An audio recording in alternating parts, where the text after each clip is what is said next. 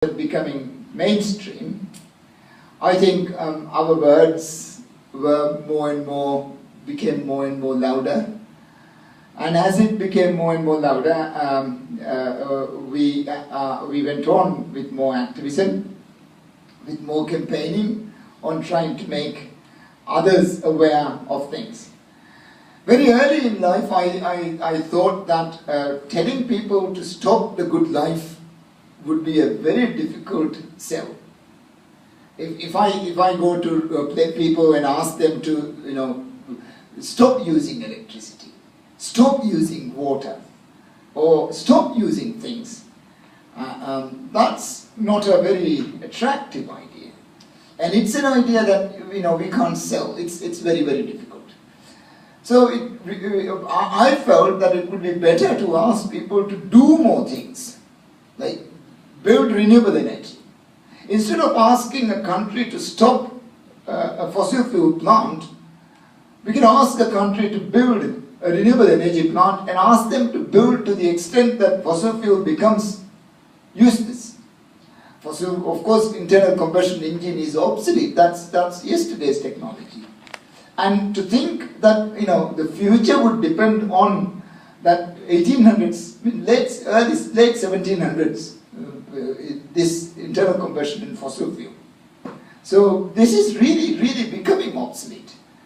And I think we therefore have a very good advantage in promoting more renewables. So as more renewables started coming in the market, the price started decreasing. And in our country now, 19 cents a unit of solar electricity is completely economically feasible. Because we import all of our fuel, we have to distribute it, we have to transport it, we have to store it, we have to do all sorts of things with it. And this resource is limited to only a few countries. Fossil fuel, oil is. But the alternative technology, the resource is available everywhere. If you don't have the sun, you have the wind.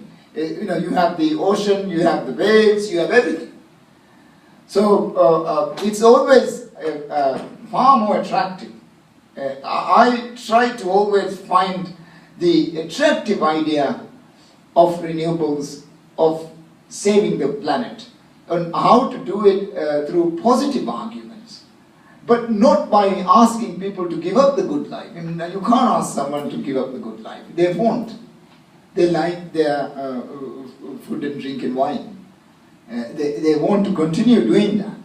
So I would always advocate more positive advocacy and more positive campaigning. Instead of stop, stop and stop. I think we should be asking for more and more. More jobs out of panels, more jobs out of wind turbines, more, always more. And I would always direct my campaigning along those lines and not asking people to kind of give up the good life. Because I am addicted to the mic, I might go on and on and on. So I think I'll let you ask me some questions and see how I am able to give you an answer. Thank you, President Nasheed, for sharing with us from the start and reminding us on the importance of having positive campaign, because that's what we have been doing today. It's all about campaigning. I think it's a good reminder to have positive campaigns. So right now, I'll hand it over to participants. If you have any questions, please raise up your hand and keep it succinct. Hello, Mr. Nasheed. Thanks so much for being with us. I work for Ben & Jerry's, which is an ice cream company that works in 34 countries around the globe. And we consider ourselves an activist company. So we've run a lot of campaigns around the world, and a lot of them supporting climate change. What is your advice to us? What do you think should we focus on, especially with COP21 next year, in really helping raising awareness among young people? What type of campaign would you recommend us to do? Of course, involvement at the very household level penetrate our campaigns to the households. I mean, of course, it's happening now with social media. It's very, very simple. I mean, it's not every day that all of you people can gather around like this and discuss your ideas.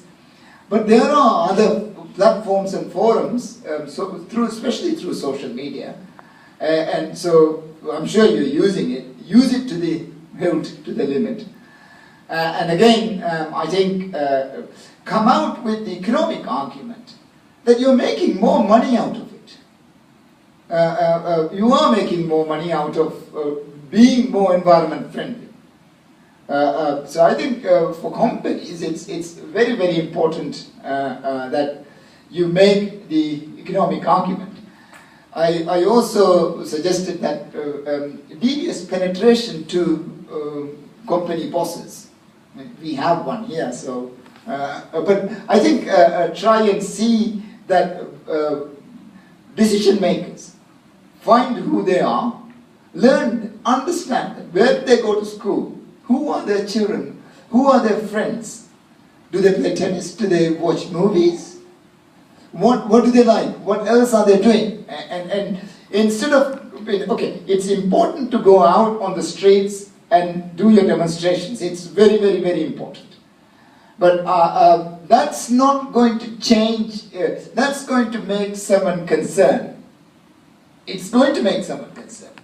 But I don't think, while that is happening, you must, I think the company boss has also to be faced with a child. His own child or her own child. Or the golf partner.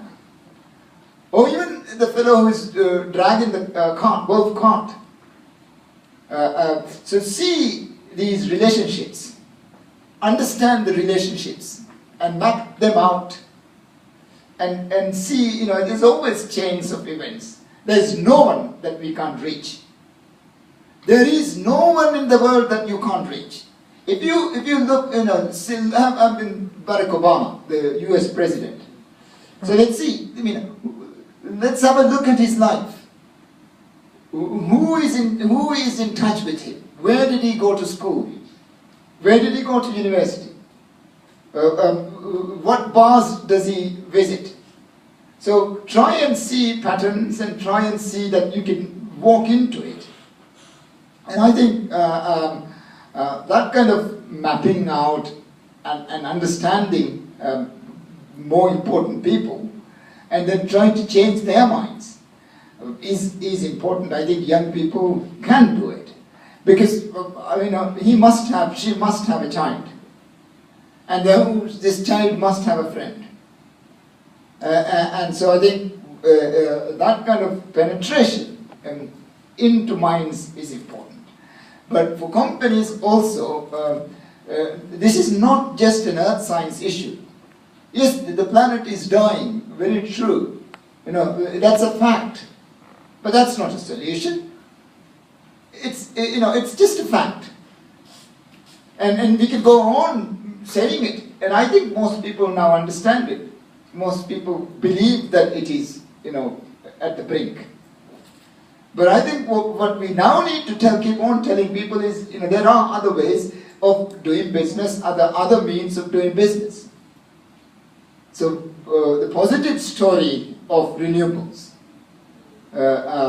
We must focus on this, and we must do research on it, we must study it, we must rewrite economics.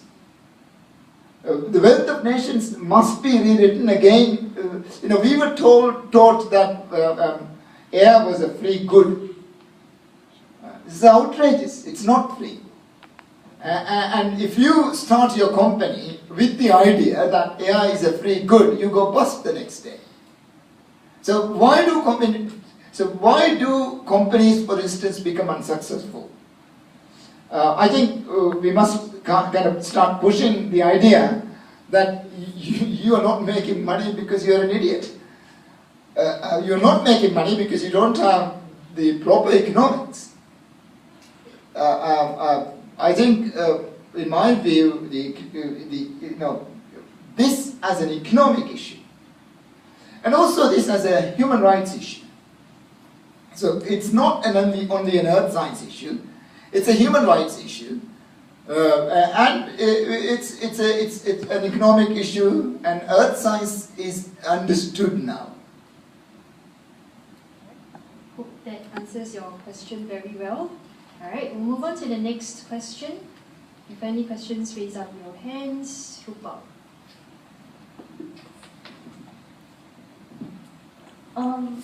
How did you overcome the challenges you faced, and how did you not like become disheartened, and like how do you keep like moving on? Because the alternative is to give up, and that's very boring. And I think if you give up, there's really no hope in life. By just thinking and hoping that there is a better day, tomorrow would be better. That, and also not just keep thinking that tomorrow, but how do you make tomorrow better? Just keep on picturing it. Keep on drawing it in your mind. Word by word, build it up on what a beautiful day tomorrow is, and how and why